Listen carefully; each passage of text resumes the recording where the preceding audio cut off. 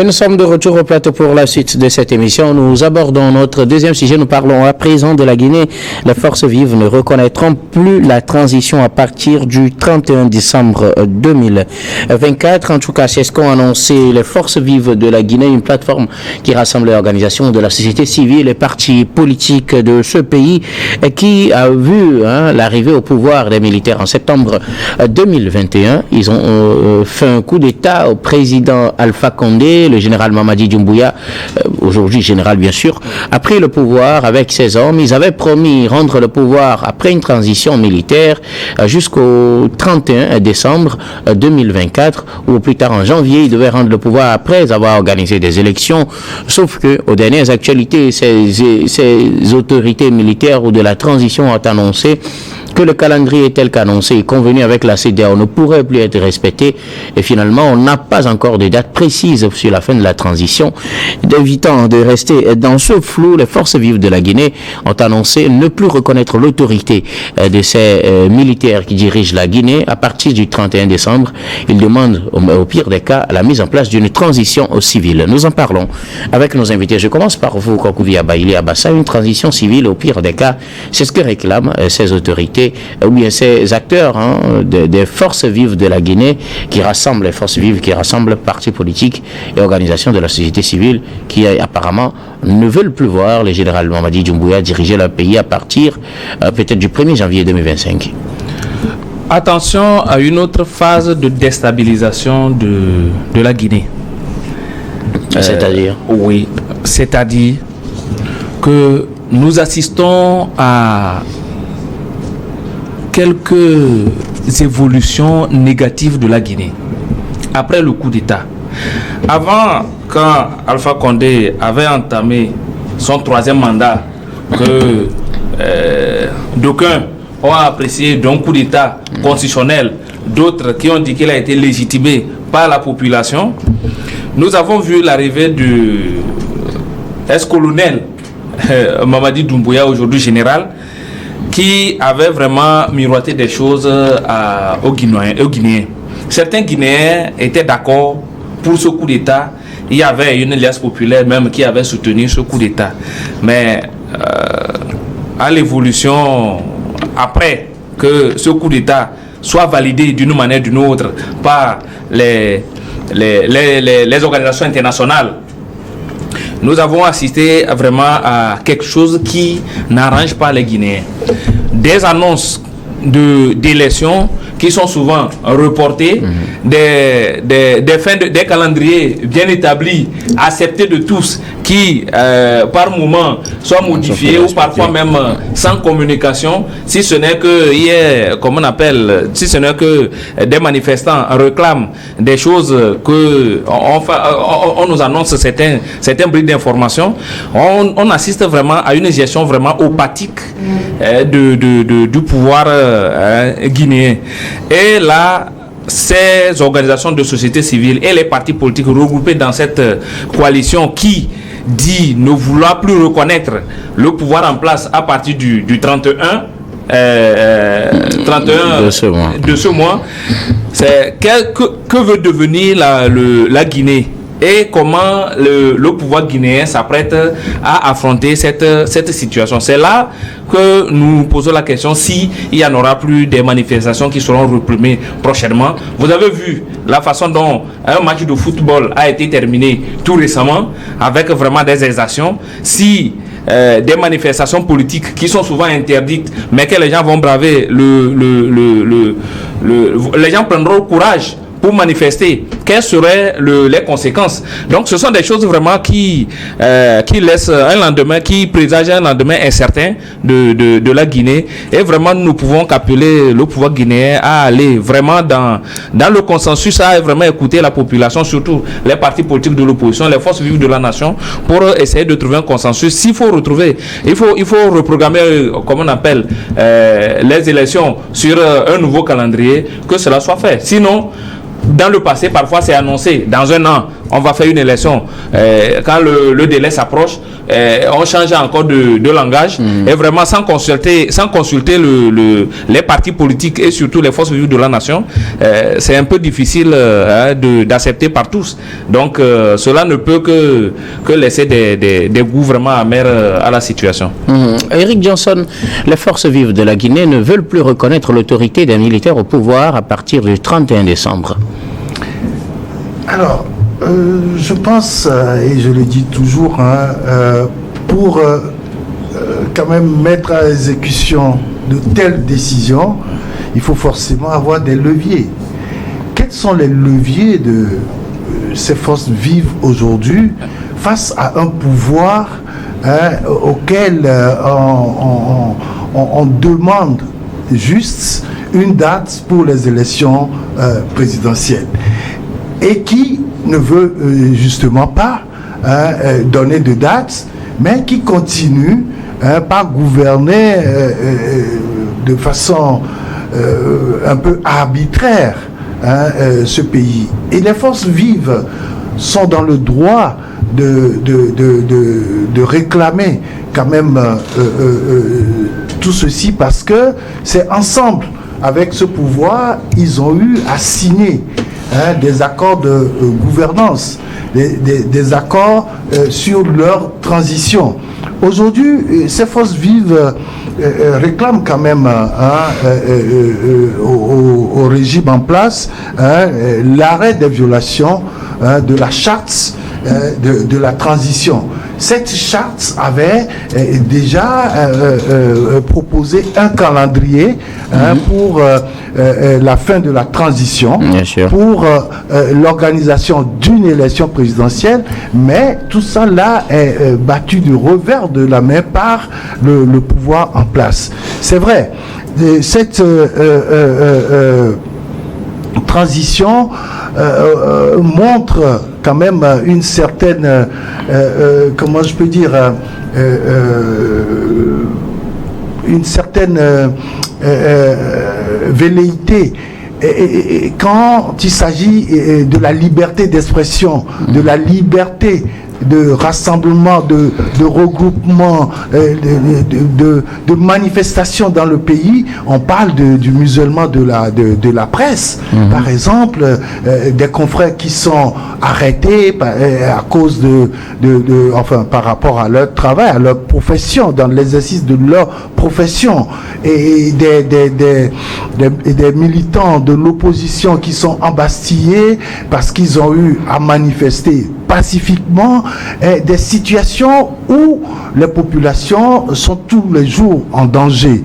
On va jusqu'à à demander quand même au pouvoir de faire la lumière sur les assassinats politiques, parce que certains opposants ont été lâchement tués, et certains sont en garde à vue à perpétuité, comme disait un ami, et également tout ce qu'on demande à ce pouvoir, je crois que c'est ensemble, ils ont discuté, et sous l'égide de la CEDEAO, ils se sont entendus sur un calendrier de la transition. Malheureusement, ce qui se passe aujourd'hui, on a comme l'impression que ce pouvoir du général Doumbouya veut garder ad vitam le pouvoir. Et ça, je l'ai toujours dit ici, et ça frustre certains quand je dis les militaires ne prennent pas le pouvoir pour le remettre aux civils. C'est toujours après vraiment de rudes luttes. Et là, je crois que aujourd'hui, les forces vives décident de ne plus reconnaître cette transition à partir du 31 décembre. Alors, quelles sont leurs marges de manœuvre? C'est la question qu'on se pose. Et Oui, ok, d'accord. Là, je peux revenir à vous tout à l'heure. Kokouya Baïli Abassa, est-ce que cela est réaliste? Dire qu'à partir du 31, on ne va plus reconnaître l'autorité de Doumbouya, par exemple, et de son gouvernement. C'est eux qui ont les leviers du pouvoir. Si vous dites que vous ne les reconnaissez pas, est-ce que ça change quelque chose?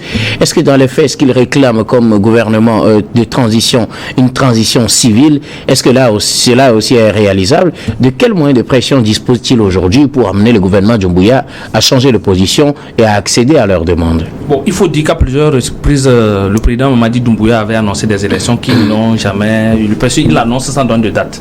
Je rappelle, la dernière promesse, c'était le 31 décembre dernier, 31 décembre 2023. Il avait annoncé qu'en 2024, il y aurait référendum. Aujourd'hui, le 19 septembre passé, son ministre des Affaires étrangères a annoncé que c'est en 2025 que toutes les élections auront lieu. Bon, entre-temps, il y a une proposition de nouvelle constitution quand même. Oui, mais est-ce que c'est pas un signe d'un début, peut-être quelque part? Bon, une façon de dire que, bon, on n'est pas resté bras croisés, nous sommes en train de faire quelque chose quand même, sauf que la plateforme qui revendique vraiment ces élections trouve que le pouvoir en place n'avance pas. Les démarches n'avancent pas et c'est pour cela qu'ils ont décidé vraiment que ce 31 décembre ils vont plus reconnaître le pouvoir en place. Ils ont quelle marge de manœuvre face à des militaires? C'est difficile, ça c'est le premier point. Le deuxième point, il faut reconnaître que la désobéissance civile c'est l'un des moyens que ce groupe peut utiliser pour mettre un peu de la pression sur le pouvoir en place. C'est vrai, c'est une communication politique, mais cela ne veut pas dire que ce n'est pas réalisable. C'est réalisable. La désobéissance civile, il y a certains comme militaires aujourd'hui qui sont fatigués, qui peuvent rallier la cause de cette plateforme. Il faut dire que même le numéro 2 de Mamadi Doumbouya a été assassiné dans le temps. Le général qui est revenu qui était parti à l'ambassade, dans une ambassade qui est rentré pour un problème du budget. Il a été jugé, condamné, incarcéré et mort en prison. Sans enquête, sans suite. Aujourd'hui, nous sommes en train de comprendre exactement que c'est une façon de régler des comptes à son ancien ami qui laisse des goûts amers. Il faut dire que ils ont plusieurs moyens pour lutter, comment on appelle, mettre en exécution ce mot d'ordre. Seulement que ça ne serait pas vraiment facile pour eux. Ça ne serait pas du tout facile parce que c'est face à des militaires quand même. Mais ces militaires aussi doivent comprendre que l'ex-président Dadis Camara avait eu quelque chose de ce genre et par après il s'est fait face à la justice. Donc que cela ne se répète plus. Je l'avais dit la fois passée par rapport même à la manifestation et même c'est les défenseurs de droits de l'homme, certains membres d'associations qui sont disparus. On ne retrouve pas leur trace aujourd'hui. Que ces genres de choses là ne soient pas les éléments de gestion du pouvoir de Mamadi Doumbouya. Sinon la loi reste la loi et il ne peut pas rester au pouvoir éternellement. Alors Eric Johnson, de quelle marge de manœuvre disposent ces forces vives qui ne veulent plus reconnaître l'autorité du général Doumbouya et de son gouvernement à partir du 31 décembre? Peuvent-ils réellement faire pression? Est-ce que leur demande de former un gouvernement de transition civile est réaliste? Mais la question qu'on se pose tous, d'abord, ne plus reconnaître la transition à partir du 31 décembre n'est pas pour moi un calendrier politique. Alors, qu'est-ce que ces forces vives-là vont faire concrètement? Elles n'ont pas dit exactement ce qu'ils vont faire. Elles disent, nous ne reconnaîtrons plus la transition à partir du 31 décembre. Alors, au 1er janvier 2025, quelles sont les actions que ces forces vives-là vont mener pour mettre un peu en difficulté les nouvelles autorités de la Guinée?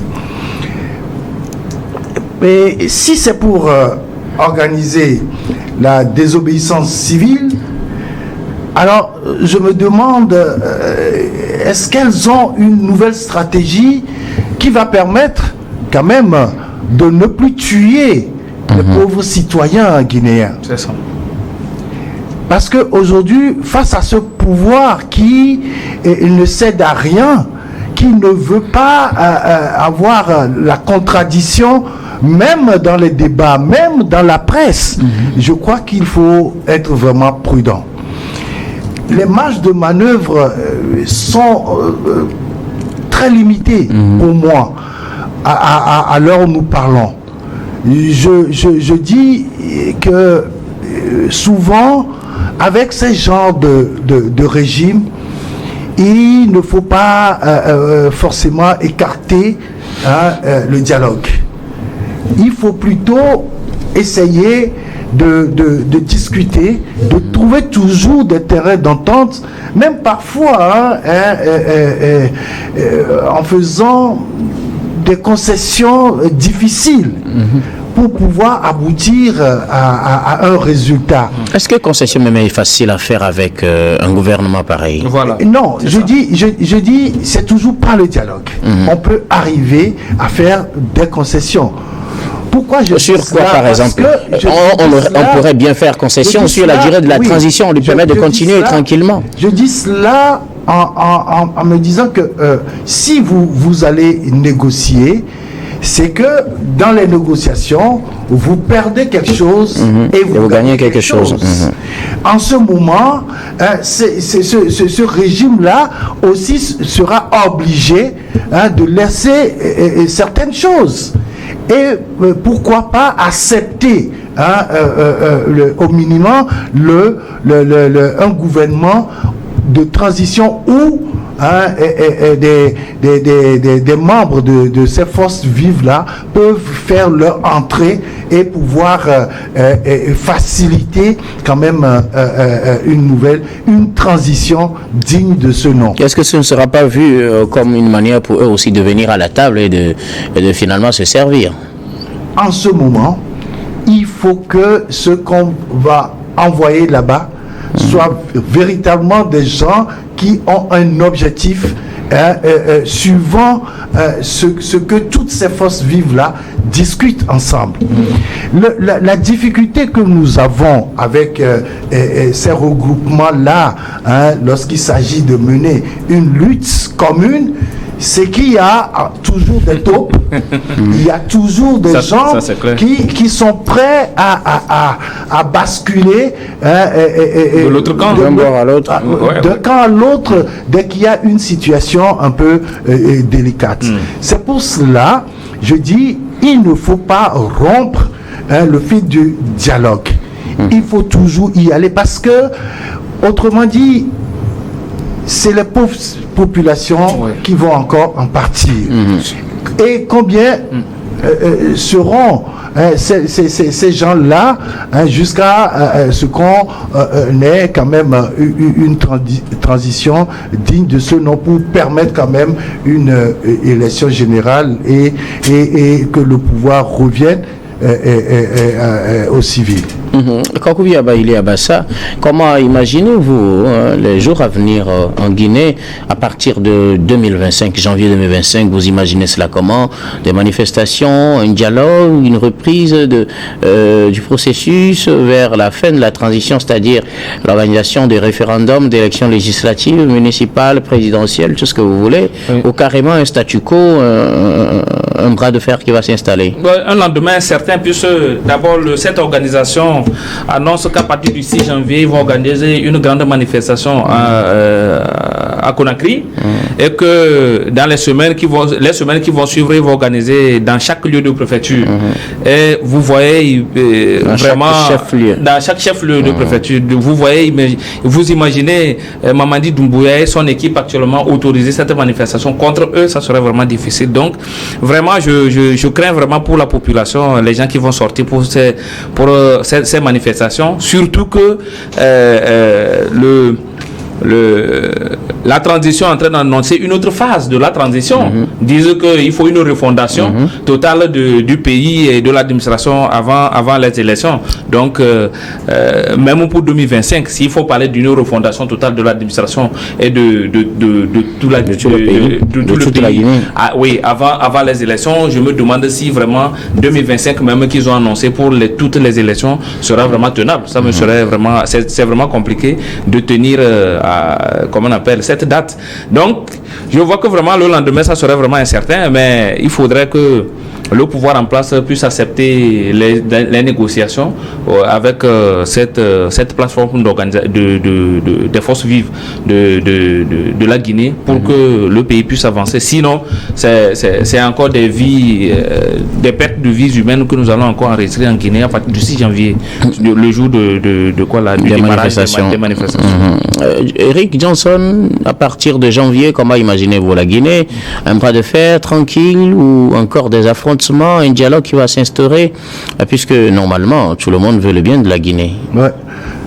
On dit chez nous que pour tuer un serpent, il ne faut pas lui montrer le bâton. Sinon c'est lui qui se jette sur vous et qui vous mord.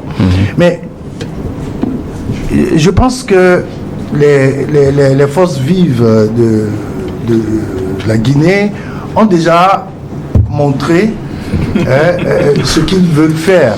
N'est-ce pas une manière pour leur dire que si vous ne faites pas quelque chose, nous on va faire quelque chose. Des manifestations qui seront encore muselées. Il faut le reconnaître. Et là, je ne veux pas parler de répression. Je veux juste parler de manifestations bloquées. En estimant quand même que le bon sens sera de mise au niveau du pouvoir. Je veux juste dire que déjà, le 5, dans la nuit du 5, si la manifestation doit tenir, vous verrez que des maisons seront entourées, des opposants seront arrêtés et des jeunes seront arrêtés, etc. Mais je pense que avec ce pouvoir-là, s'il faut véritablement manifester, il faut que ce soit un truc de surprise. Parce que le pouvoir ne va pas se laisser faire. Sauf qu'ils ont de renseignements. Oui, c'est vrai, mais j'estime que les forces vives guinéennes sont assez intelligentes. Surtout qu'il y a des anciens premiers ministres, qui font partie de cette force vive. Oui, mais qui sont surtout pas sur le territoire. Là, pour la majeure partie, ils se trouvent à l'extérieur, mais de l'extérieur, comment mener un tel combat pour que cela aboutisse? Ceux qui sont sur le terrain, il n'y arrive pas. Et je ne vois pas comment de l'extérieur on peut y arriver avec tout ce que ce régime-là a mis en place comme structure, comme stratégie, etc. Moi, je pense que avant le 6, il faut que les forces vives essaient de relancer le dialogue. Et surtout qu'il y a la CEDEAO qui doit être forcément interpellée par rapport au non-respect de ce non-respect de tout ce qui avait été négocié. Oui, c'était avec la CEDEAO. Voilà. Il faut que la CEDEAO revienne en Guinée pour reprendre la main les négociations. Mais parlons de la CEDEAO, est-ce qu'elle a encore le poids pour qu'elle revienne prendre les négociations? Est-ce que la CEDEAO regarde ce qui se passe avec les autres pays qui finalement ont dû la quitter? Est-ce qu'elle peut encore faire pression sur la Guinée? Mais bien sûr. Et si la Guinée aussi décidait de sortir? Oui, et on attend ce moment. Parce que aujourd'hui, la Guinée est encore membre de la CEDEAO.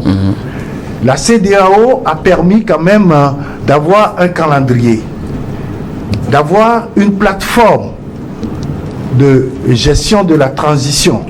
Et je pense que par rapport à la situation. Lorsqu'un camp ne respecte pas les normes, ne respecte pas la charte de la transition, il faudrait que la CEDEAO revienne quand même pour remettre tout le monde à la table de négociation et que désormais une nouvelle date soit fixée. Et je crois que c'est surtout cette pression-là que ces forces vives guinéennes peuvent faire à l'étape actuelle pour pouvoir remettre les pendules à l'heure. Merci beaucoup à vous tous pour vos contributions. Nous allons marquer la pause pour le journal, puis on reviendra tout à l'heure pour la suite de cette émission.